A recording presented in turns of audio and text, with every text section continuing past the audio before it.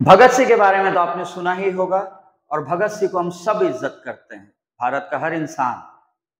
लेकिन भगत सिंह की एक स्पीच जो हमें सुननी चाहिए, जहां वो बोल रहे हैं कि वो नास्तिक क्यों बने, वो एथीस्ट क्यों बने।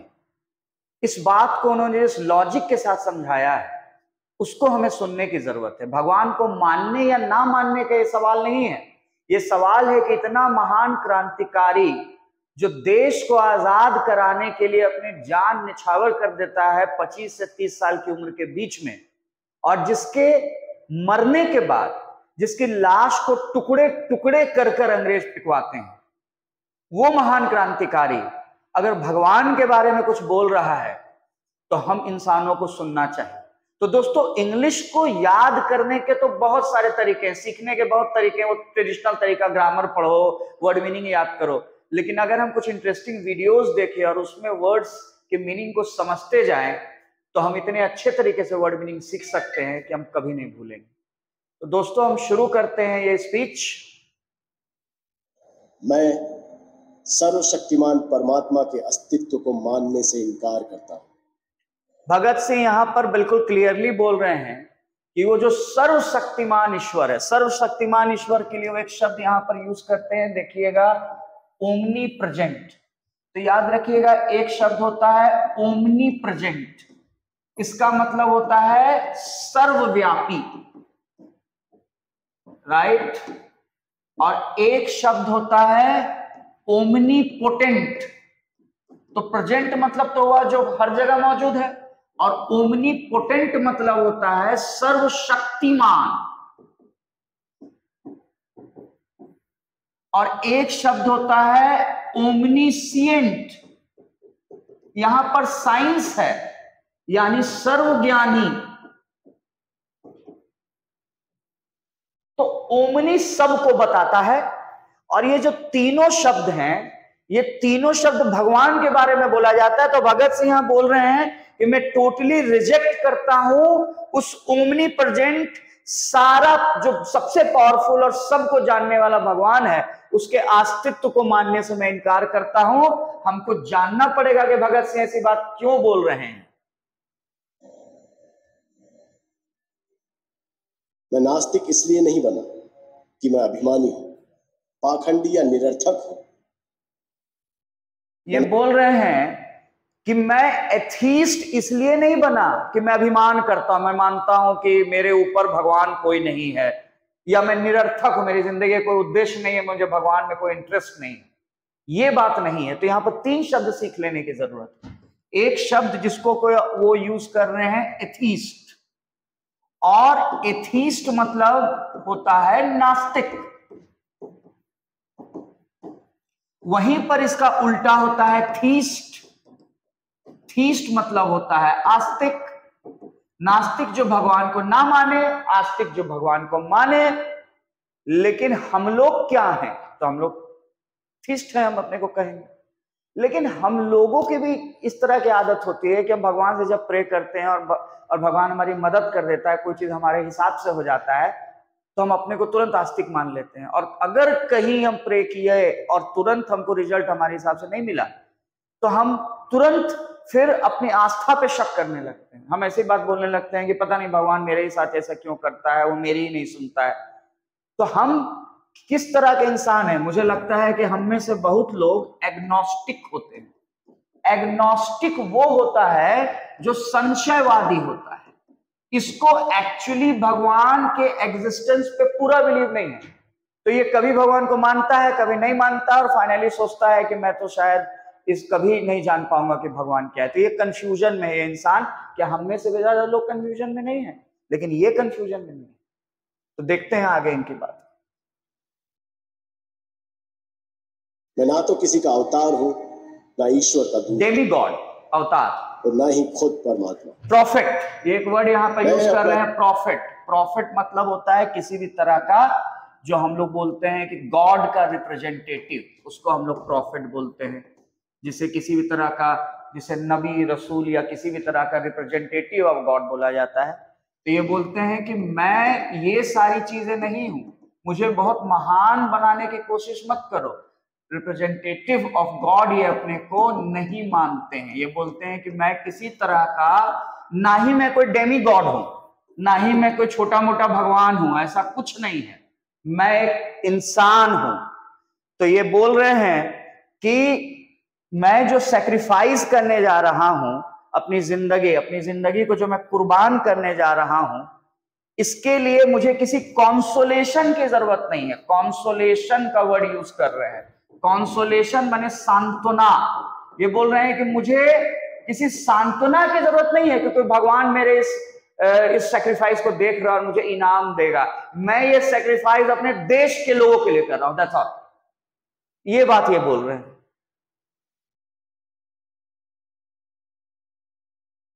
अपना जीवन एक मकसद के लिए न्यौछावर करने मकसद के लिए, और इससे बड़ा आश्वासन भला क्या हो सकता है। और यही इनके लिए सबसे बड़ा ईश्वर में विश्वास रखने वाला एक हिंदू पुनर्जन्म में एक राजा बनने की आशा कर सकता है। एक मुसलमान या एक ईसाई को स्वर्ग में भोग विलास पाने की इच्छा हो सकती है। उसे अपने कष्ट और कुर्बानियों के बदले पुरस्कृत होने की। देखिए, सफरिंग्स एंड सैक्रिफाइसेस, किसी भी तरह का कुर्बानी जब हम करते हैं, आज बकरीद का दिन है और ये एक दिन माना जाता है सैक्रिफाइसेस का, तो ये कुर्बानी, अपनी प्यारी चीज की कुर्बानी, और सफरिंग मतलब किसी तरह के दुख तकलीफ से गुजरना। ये बोल रहे हैं कि मैं ये नहीं मानता हूं कि मैं जो इस दुख तकलीफ से गुजर रहा हूं इसके बदले में मुझे स्वर्ग मिलेगा। ये इस बात को नहीं मानना चाहते, ये उसके लिए नहीं मानना चाहते।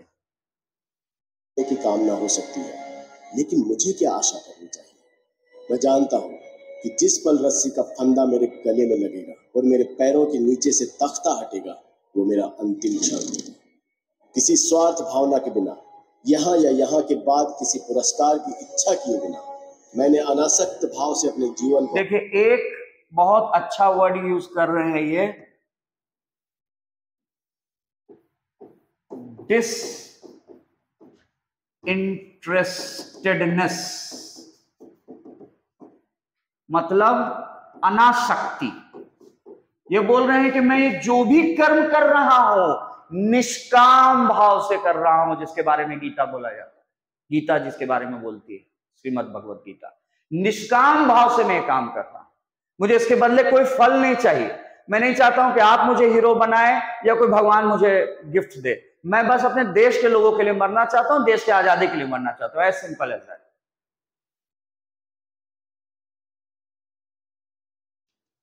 जीवन को आजादी के नाम कर दिया है। हमारे पूर्वजों को जरूर किसी सर्वशक्तिमान में आस्था रही हो कि उस विश्वास के सच या उस परमात्मा के अस्तित्व को जो भी चुनौती देता है उसे काफिर या पाखंडी। वैलिडिटी, जब भी आप किसी भी तरह के गॉड के वैलिडिटी को चुनौती देते हैं, वैलिडिटी मतलब हो गया किसी भी चीज का जो एग्जिस्टेंस है, जो प्रूफ है, मतलब जो प्रूफ भगवान का है, जब भी आप वो किसी से प्रूफ मांगते हैं या आप बोलते हैं कि मैं भगवान के अस्तित्व को नहीं मानता, तो लोग आपको रेनेगेड कहते हैं, मतलब एक तरह का अविश्वासी, नॉन बिलीवर। मुझे लोग नॉन बिलीवर कह सकते हैं अगर मैं बोलूं कि मैं भगवान को नहीं मानता हूं। रेनेगेड मतलब जो पुरानी मान्यताओं के अगेंस्ट चला जाए और जो बोले कि मैं एक नए तरह का जिंदगी जीना चाहता हूं। ये इंसान मैवरिक भी कहलाता है, एक ऐसा इंसान जो मैवरिक होता है, जो नए तरीके से सोचता है। इसी को आप आइकोनोक्लास्टिक भी बोल सकते हैं। आइकोनोक्लास्टिक एक ऐसा इंसान होता है जो सारे आइकन्स को तोड़ देता है, जो सारी मान्यताओं को, प्रथाओं को, स्टीरियोटाइप्स को, प्रिजुडिसेस को, जो हमारे दिमाग में रूढ़िवादिता है, जो डॉगमा है, ये सारे वर्ड आपको यहाँ पे समझ लेना चाहिए। जैसे डॉगमा मतलब होता है रूढ़िवादी, स्टीरियोटाइप मतलब होता है जब आप इस तरह की बात बोलते हैं कि एक कम्युनिटी का, इस जात का आदमी ऐसा ही होता है, या बिहारी ऐसे होते हैं, या औरतें ऐसी होती हैं, इसको कहा जाता है स्टीरियोटाइप। डॉगमा एक रूढ़िवादी धारणा हो गई। या फिर आप बोल सकते हैं प्रीजुडिस। प्रीजुडिस मतलब ये होता है जब आप किसी के बारे में पूर्व धारणा, प्री कंसीव नोशन बनाते हैं, बिना मिले किसी के बारे में कुछ राय बना लेते हैं। तो ये सारे वर्ड्स जो हैं ये नेगेटिव वर्ड्स हैं। ये वर्ड्स हमें कहीं ना कहीं अपने जिंदगी से, अपने समाज से, अपने मानसिकता से हटा देने होंगे। खंडी कहा जाता है। चाहे उस व्यक्ति के तर्क इतने मजबूत क्यों ना हो कि उन्हें झुठलाना नामुमकिन हो, या उसकी आत्मा इतनी सशक्त क्यों ना हो कि उसे ईश्वर के प्रकोप का डर दिखाकर भी झुकाया नहीं जा सकता। और इसलिए ऐसे तो यहाँ पर ये बोल रहे हैं कि अगर किसी की आत्मा मजबूत होगी तो अगर उस पर मिसफॉर्चून भी आ जाएगा, फॉर्चून मतलब सौभाग्य और मिसफॉर्चून माने दुर्भाग्य, तो अगर किसी इंसान के अंदर वो मजबूती होगी तो मिसफॉर्चून भी आ जाएगा तो वो ऐसा नहीं करेगा कि अपनी राह से हट जाएगा, वो अपनी राह पे कायम रहेगा। ऐसे व्यक्ति को अभिमानी कहकर उसकी निंदा की जाती है। देखिए एक वर्ड यहाँ पर यहाँ पर एक वर्ड आ रहा है, गौर कीजिएगा, वेन ग्लोरियस। जब आप वेन ग्लोरियस के बारे में बात बोलते हैं तो एक वेन ग्लोरियस इंसान ऐसा होता है जो अभिमानी इंसान होता है, दम्भी इंसान होता है। ये इंसान एक्चुअली बोस्टफुल होता है, ये अपने पे ही फक्र करता है, लेकिन मैं अपने पे, अब ये बोल रहे हैं कि मैं अपने पे अभिमान के कारण भगवान के अस्तित्व से इनकार नहीं कर रहा हूं, कुछ और कारण है। क्या कारण है? ये ऐसे व्यक्ति को अभिमानी कहकर उसकी निंदा की जाती है।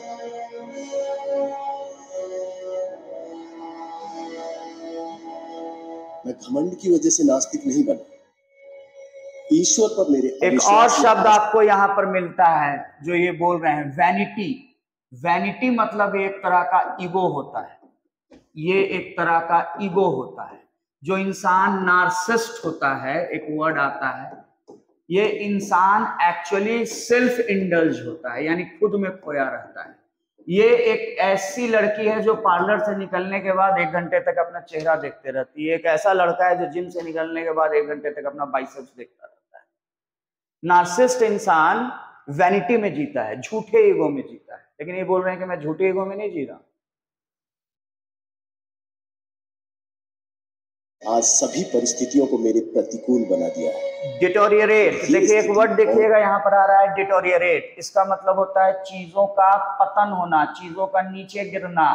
ये बोल रहे हैं कि मुझे आशंका है कि मेरी जिंदगी और पतन के तरफ जाएगी। पतन, डिक्लाइन कर रहा है इनकी जिंदगी, ये मरने वाले हैं, जेल के अंदर है, फांसी की सजा मिल चुकी है, और इस समय भी ये बोल रहे हैं कि मुझे किसी दूसरे जन्म या किसी और इस तरह के चीज पे आस्था नहीं है जिसके लिए मैं मरूं, मैं सिर्फ अपने कर्म के लिए मर रहा हूं। और भी ज्यादा बिगड़ सकती है।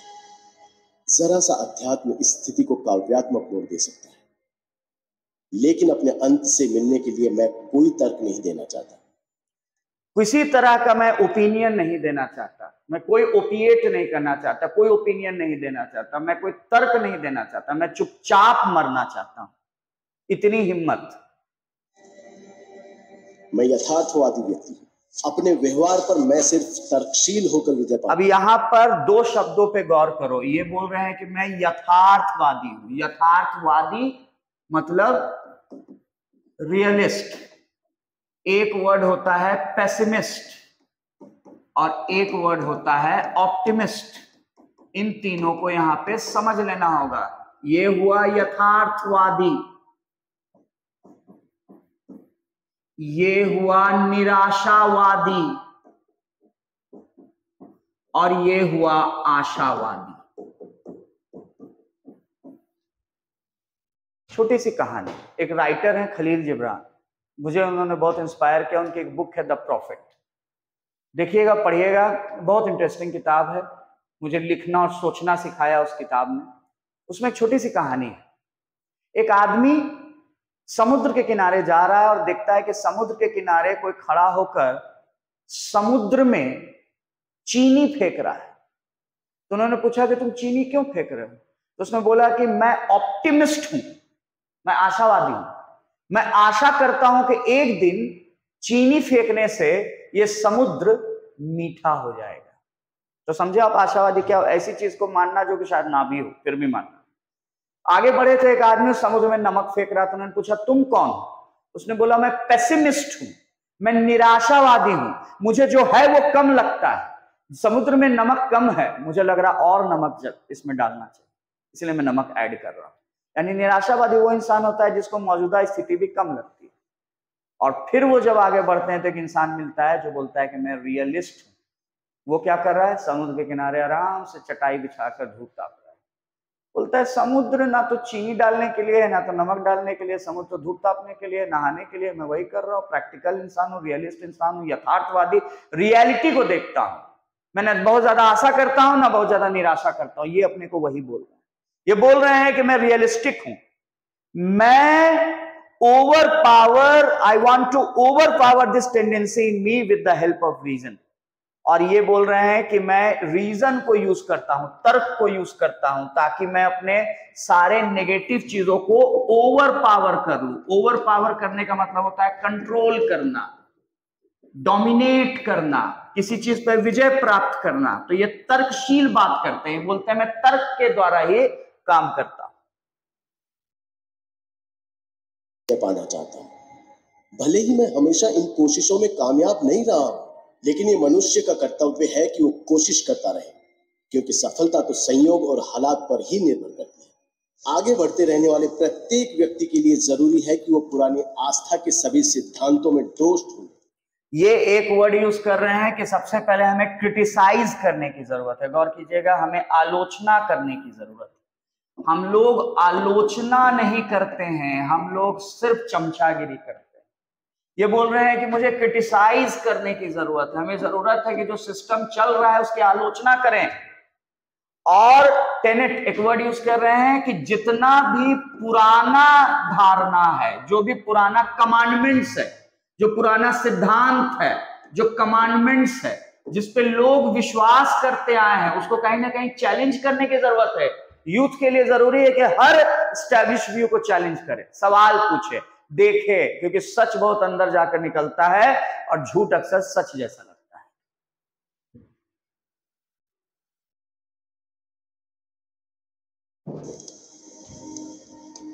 उसे एक एक कर पुरानी मान्यताओं को चुनौती देनी चाहिए। उसे सभी बारीकियों को परखना और समझना चाहिए। अगर कठोर तर्क वितर्क के बाद वो किसी धारणा तक पहुंचता है, रिगरस, कठोर, तो उसके विश्वास को सराहना चाहिए। उसके तर्कों को गलत या झूठा भी समझा जा सकता है, पर संभव है कि उसे सही ठहराया जाएगा, क्योंकि तर्क, एक वर्ड यूज कर रहे हैं फैलेशियस। बोल रहे हैं कि जब हम लोग तर्क करते हैं तो इस तर्क को बहुत लोग झूठा मान लेते हैं, फॉल्स मान लेते हैं, क्योंकि वो बोलते हैं कि जो मानना है उसको मानो। लेकिन एक यूथ को सारी पुरानी चीजों को चैलेंज कर कर अपना नया सत्य खोजना चाहिए।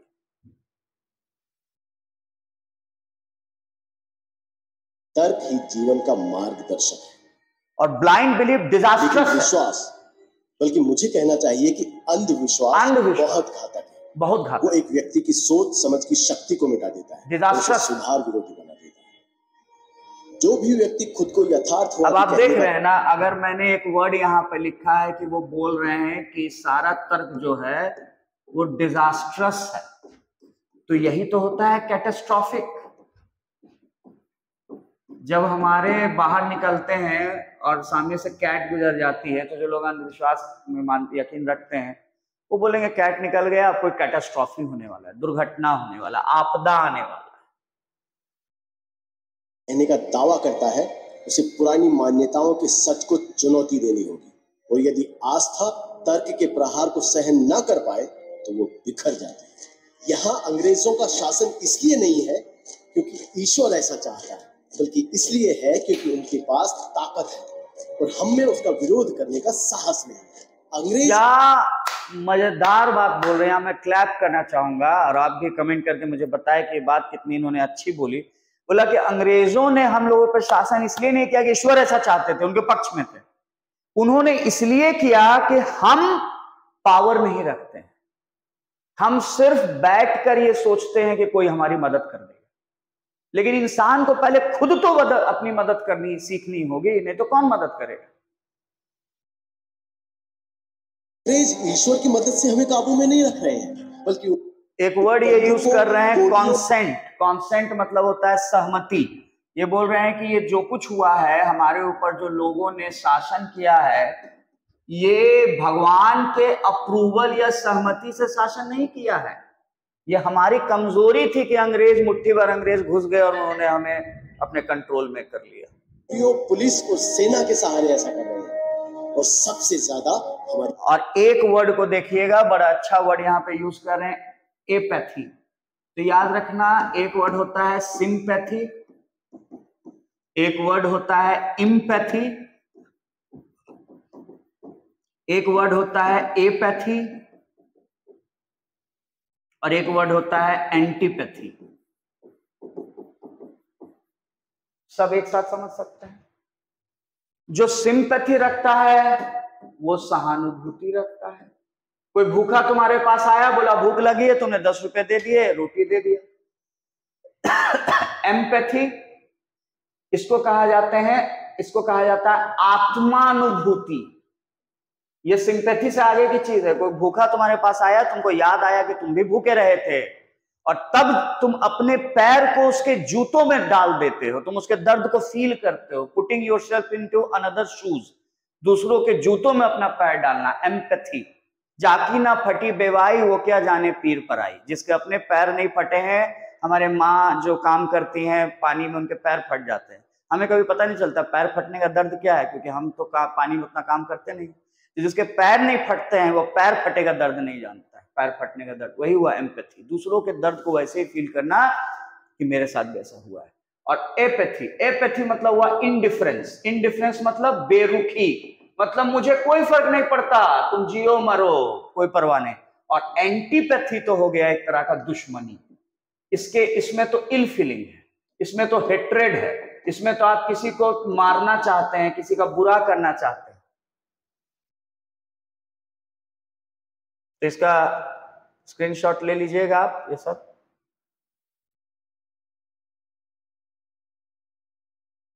हमारी बेपरवाही की वजह से। मेरे एक दोस्त ने मुझसे प्रार्थना करने को कहा।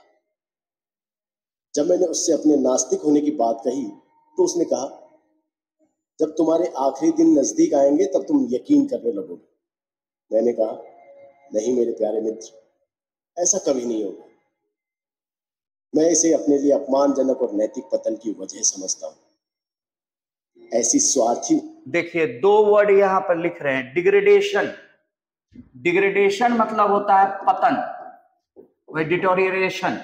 डिग्रेडेशन मतलब पतन। तो यहां पर ये पतन का बात कर रहे हैं। ये बोल रहे हैं कि मैं गिर नहीं सकता।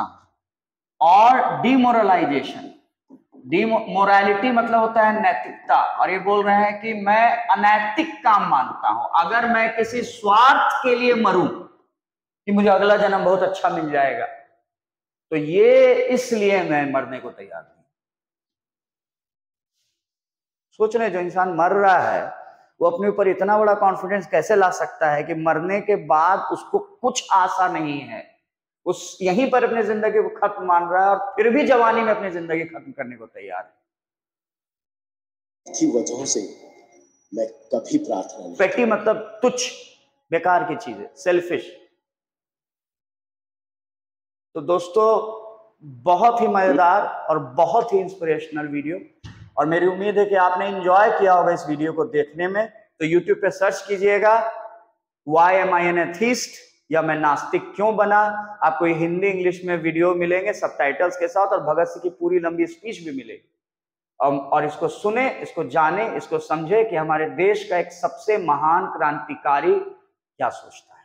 तो दोस्तों, फिर मिलते हैं नेक्स्ट क्लास में, and I hope you will stay with me and keep watching this space for new videos, new inclusions. We will be adding more videos on vocabulary, on tricks of sentence arrangement and reading comprehension. So keep watching. God bless you.